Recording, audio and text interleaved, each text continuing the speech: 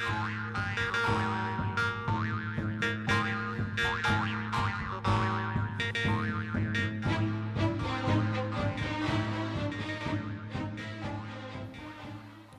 to SwillinGrog's wonderful world of beer. Once again, Special Guest Reviewer Benelzebub will be returning from the Netherworld to review a double stout brewed with oats, chocolate and coffee. That's 60 IBU. What is it, you may ask? It's Founder's Breakfast Stout. Breakfast? Yum. Breakfast. Indeed. It's 8.3% alcohol by volume, and it's brewed and bottled by the Founders Brewery in Grand Rapids, Michigan, in the United States of America. Wow. The good old US of A. Yes, the good old US of A, Mr. Benelzebub. So, the style, let's just get a shot of the bottle there. Is it made of bacon? Unfortunately, it's not made of bacon. But oh no, that's right, it was oats, chocolate and coffee. Yeah, but it does have caffeine in it. And which is very much like bacon, except it starts with a different letter. Indeed. So it's the style is an American double or imperial stout. It comes in this lovely 355ml brown bottle, and we were going to pour it into some snifters, but what happened with those snifters, Mr. Benelzebub? Well, one of them was broken, and the other one was lonely. The other one was lonely? Yeah. And well, I can see that it would be lonely if the other one was broken. So, so no snifters. I had kind of a replacement snifter, but they had too narrow a flute. Too narrow a flute. And so I thought, hey, why don't we use a stout style glass? And what I came up with was the Kozel Dark Glass. Alright, well, that will do. Alright, so, yeah, lovely label this one has here. You can see the baby eating out of a cereal bowl. With, which is very similar Founders to on it, which is pretty the dark cool. goat on the glass. I can see how you're all drawing the conclusions now. Alright, well, anyway, let's see how this double stout is that comes in at 8.3% ABV. Hopefully we don't get clobbered too badly from this. We've already had a few brews today. But not a bruise. Not a bruise. No. Oh, We've had brews, but no bruise. Alright, so let me grab It's not a twist top, by the way, in case you guys are wondering. No, it's not a twist top, which is a good thing. Alright, so there's the trusty BB Barfly bottle opener, Mr. Benelzebub. Opener. I like the way the baby's actually got a bib. And it's got a silver spoon in its mouth as well. That's cool. But it sort of kind of looks almost like a demon elf. A demon elf? Yeah. I'm not seeing that. But... Well, see, they've chopped it off before you can see his pointy ears. Oh. Well, perhaps they have. Alright, let me just open this up. Oh my god, it looks like molasses. Look at that. Good pour. You got to actually turn it upside down. Look at that. Okay. I'm going to guess that there's a lot of molasses here with some stout in it. Okay. Look at that. That's a head. Yeah, like I've got nearly a good 2 fingers there. I've got about 1.5 fingers of or 1 arrow.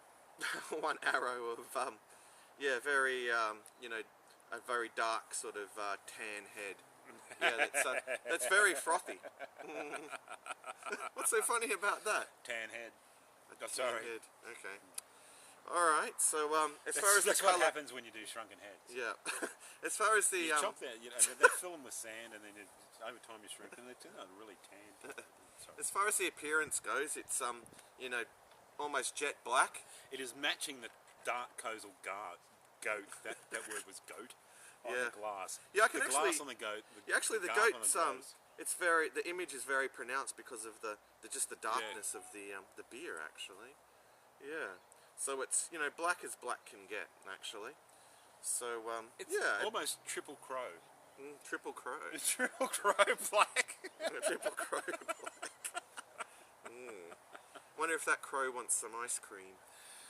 I think there's enough cream on this head for that crow. Anyway, let's move on to the aroma, Benelzebub. Oh, super malty. Yeah, a lot of dark roasted malts there. It's very roasted. It's almost a burnt roast. It's like they've definitely gone to that edge where they're burning the malt. Yeah, definitely like an espresso coffee kind of bitterness there. Yeah. Black coffee and malt. Yeah, there is a bit of like you know, chocolate there in the background as well. Only sort of more like a sort of chocolate milk kind of kind of smell. Yeah. Like if you were, you know, open a can of like Nestle Quick and just take a whiff. A quick whiff? A quick whiff. A quick whiff. Well, that's what some people may have called it. Anyway, I think we've talked enough about the aroma. I think we've talked enough. And it's time for the taste test. So, a huge cheers to you all. Let's dive in and see what this double stout is like. I've really been looking forward to this. Oh my god. Gee whiz, up front, I'm really getting coffee. Like, I'm just getting black coffee.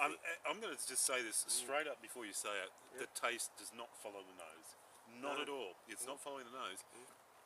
I could definitely smell a huge, dark, almost burnt malt before I could smell a coffee.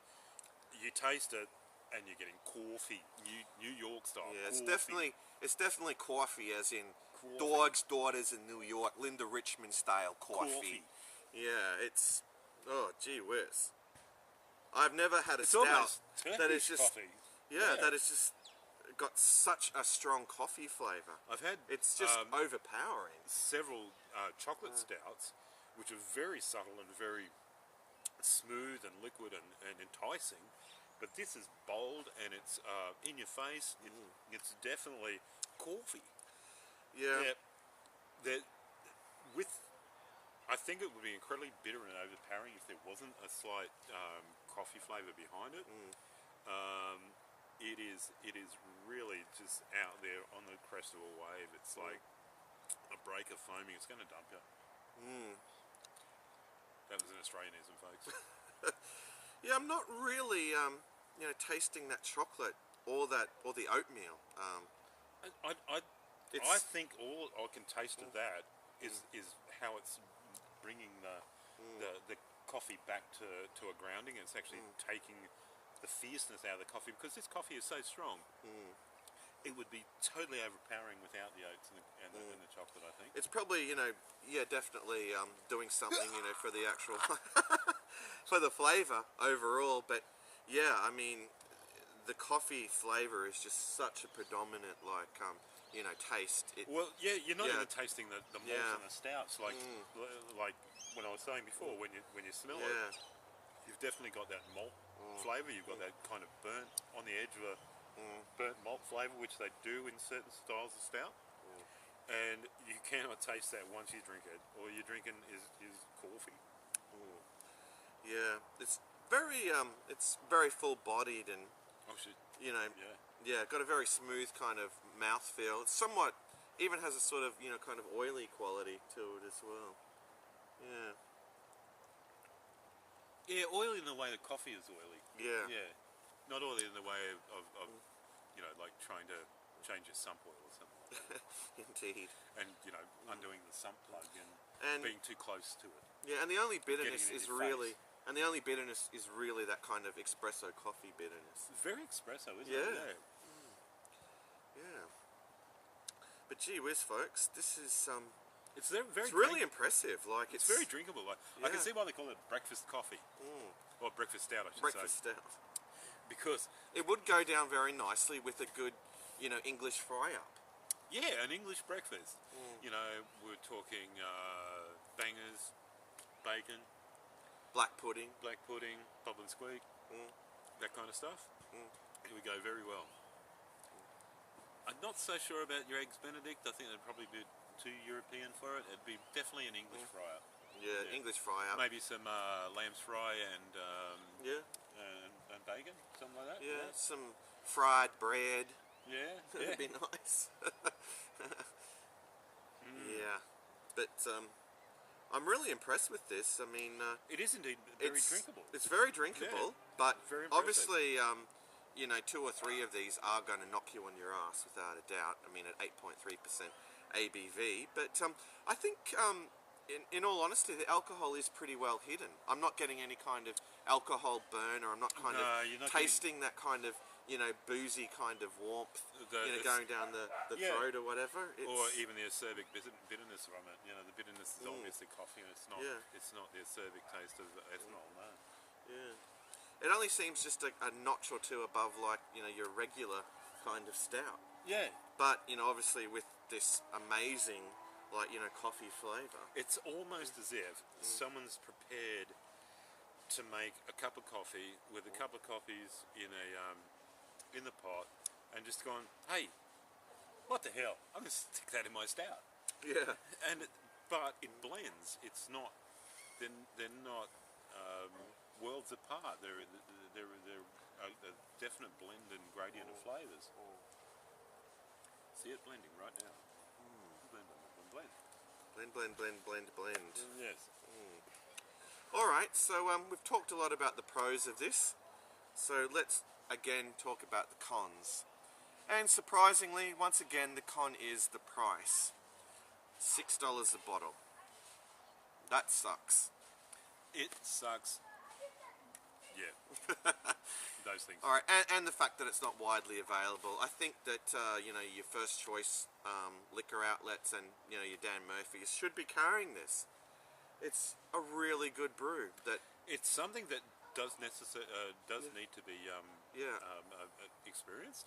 Yeah. It's such a unique set of I flavours. think it is something that should be accessible, more accessible to the masses, or the punters out there that do want to try, something new and interesting.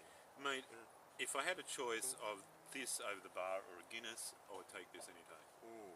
It is that interesting and unique that I'd go, yep, no worries, I'll have the breakfast stout. But it really would pair well with a nice breakfast. English breakfast. Well, English breakfast, a good English fry-up. Yeah. Yep. I feel like eating some bacon, like right now. Bacon. Alright, I think it's time that we actually wrap this up, because it is getting kind of dark here. We've got the studio lighting. We have the new studio lighting. Can you see these? No. No, of course you can't. We can. We've actually got the studio lighting happening here now.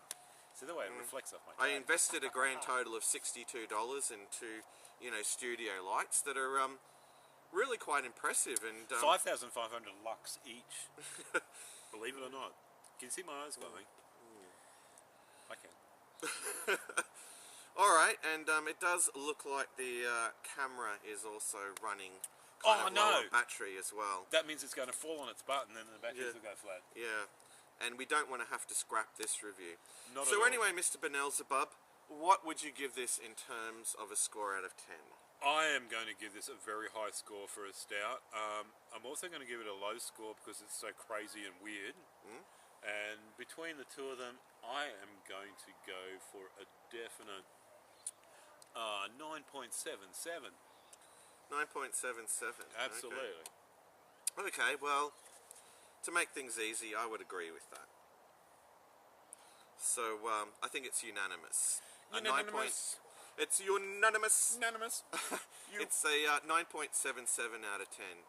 So, yeah, folks, it's definitely one to check out. So, if you can get your hands on it. Now, the thing is that we're not driven by alcohol at this point. There's so much caffeine in this. We've got a caffeine hit happening here. Yeah, it's there is a definite caffeine hit that, can definitely it's be like felt about on this. 3 cups of coffee. Yeah. Yeah. So yeah, folks, it's definitely one to check out if you can get your hands on it. So even if you can't, seek it out, at your, online. I thought you were going to say seek it out at your peril, but you should have, even if you weren't going to. Anyway, it looks like this camera battery is about to die. It's down to 1 bar. So we must bid you farewell, folks. So until next time, fare thee well. Krausta!